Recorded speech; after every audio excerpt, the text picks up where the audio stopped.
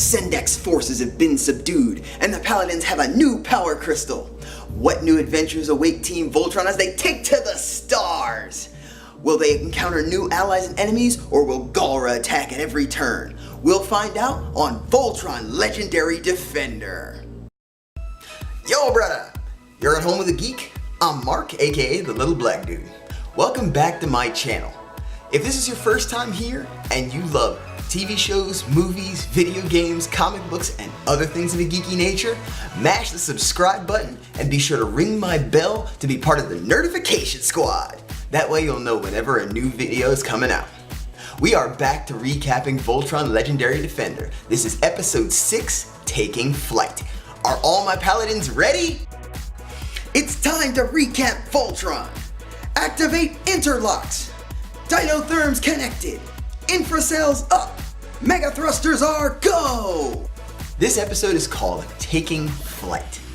With the Balmera crystal in place, Lance has been placed in a healing chamber. And while the paladins wait for him to get well, they illustrate the actual barrier of understanding between Altean and Earther. There's a humorous debate about whether ticks or seconds are longer. While this competition is happening, Lance emerges from the healing chamber a tad confused. Team Voltron catches up their disoriented friend on the events that happened after the fake rover blew up the crystal and injured him. Lance takes it all in, but not without taking some cheap shots at Keith. You know, bromance and all. Once that's all been sorted out, Hunk makes a humble plea to go save Shay and the Balmerans from the Galra. He makes the comment that it's time to man up, essentially forcing Pidge to come out as a girl to the rest of the team. To her knowledge, the only person who had figured it out was Shiro, who was friends with her father and brother. Amusingly, the only person who had no idea was none other than Lance. Joel on the floor, he soon accepted the current events, and the Paladins prepared to launch the Castle of Lions from the surface of planet Eris. You know, one of the reasons I've enjoyed this show as much as I have has been the sheer depth and scope of the callbacks into the original show. Legendary Defender is able to speak to those of us who grew up with Defender of the Universe without regurgitating entire episodes or storylines at us. Such is the magic of DreamWorks. We get Voltron transformation speech and my new intro for these recaps as the instructions for launching the castle, which gave my geek a happy for sure. And we watch the castle ascend for its battle against Zarkon and the Galra Empire. Speaking of Zarkon, he's being briefed by General Prorock on the Voltron situation, to which he's rather annoyed, and by the druid Hagar about the advanced process to gather quintessence, to which he's quite pleased. Then informs them both of his decision on how to proceed. Prorock isn't too happy about the outcome, so he puts a bounty out for any information on the whereabouts of Voltron or any of its lions. Now freely traveling about space, the Castle of Lions begins its mission of peace by heading toward the Balmera. On the way, they intercept a distress signal. Immediately, Hunk is against stopping to see who sent the message. But Alora insists that the Paladins are to help all in need. Upon first viewing, I was certain she would regret this. Following the distress signal, Alora and the Paladins land on an asteroid and meet with the beings who sent it.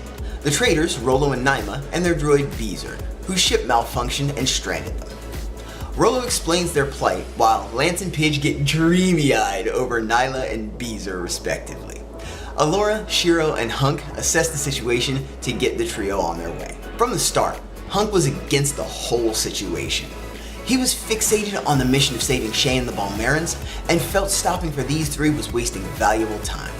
We get to see how passionate Hunk can be about what matters to him in this scene, as he kept shutting down anything that could slow down their process of leaving. To make matters worse, he was put in charge of repairing the trio's ship. Lance is spending all his time wooing Naima, who, for an alien-looking humanoid, is quite attractive. I'm not weird, I swear! His attempts to impress her seem to be missing when she starts baiting him. You have to listen to the big one, right?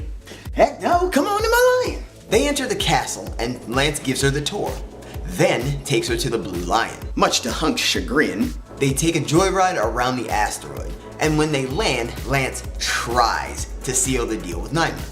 He not only fails miserably, but gets handcuffed to a tree. That's what happens when you think with your Zarpap, dude. Naima signals Rollo and Beezer, and they take off in a not as damaged as it looked ship to test fly after repairs. The trio's goal was to hijack the Voltron Lions, and even though they only got the Blue Lion, it was enough in their minds.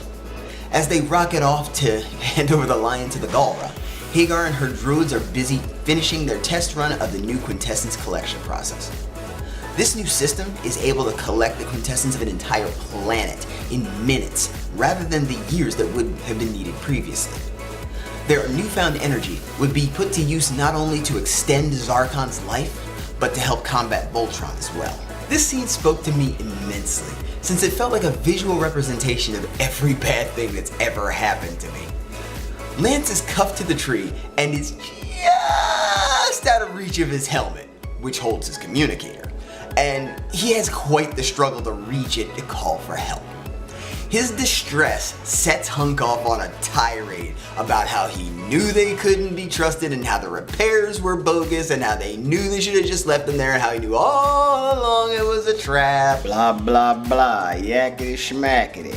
As they jet away from the scene, Rollo and crew contact Pro-Rock to broker a deal for the Blue Lion in exchange for a pardon for crimes against the Empire. Pro-Rock begrudgingly agrees, but immediately commands a double cross after signing off. The trio felt secure for a brief moment, only to spy the remaining 4 Lions following them. Rollo heads into an asteroid field to throw them off, but that plan is made pointless by Keith and the Red Lion. It doesn't take much for him to catch the trio and disable their ship for real. The Paladins recover the Blue Lion and leave the trio on another asteroid, this time with a truly damaged ship. While Naima doesn't seem to care too much, Rollo gives a vote of confidence to the Paladins. He expresses a desire for them to stop the Galra, as a life of being under their rule drove him to the life he leads. With the 5 Lions reunited, and it feels so good, the Castle of Lions resumes its course to the Balmera. We cut to Hagar preparing to use some of the quintessence collected earlier to prepare another challenge for our heroes. So what's next for our Paladins? Will they make it to the Balmera safely? When they do, what kind of fight are they going to face? What is it that Hagar is planning to send after them? How do we know whether or not they're going to be able to save Shay? Will they be in time to protect the Balmerans? We'll find out on the next episode of Voltron Legendary Defender. Yo brothers, thanks for checking out my video. If you want to see more, there's a couple ways you can do that. You can mash my AHG in the middle to be taken to my channel to check out some of my other videos. If you don't want to do that, there's a couple videos over there for your viewing pleasure. The one on top is my most recent video. The one down below is a video chosen just for you. Until next time, this is the little black dude, stay geek and proud.